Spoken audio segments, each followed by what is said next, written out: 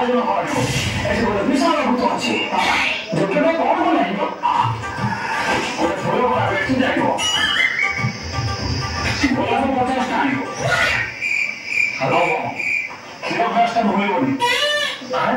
ବାବା ଯଜ୍ଞ କରିବେ ନା ଚଉଠି କରିବେ?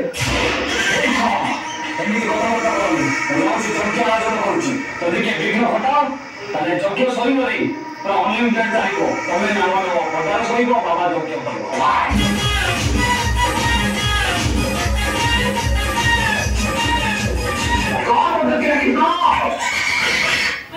नमस्कार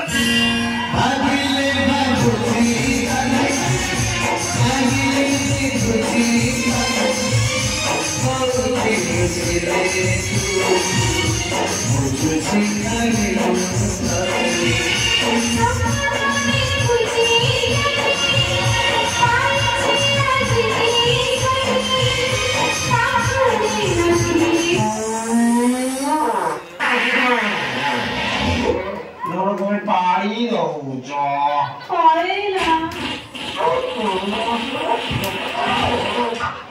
पानी दौच छाड़ा छाड़ी जा सब तो पाखे देवी जीवन से पाखे कहीं हगी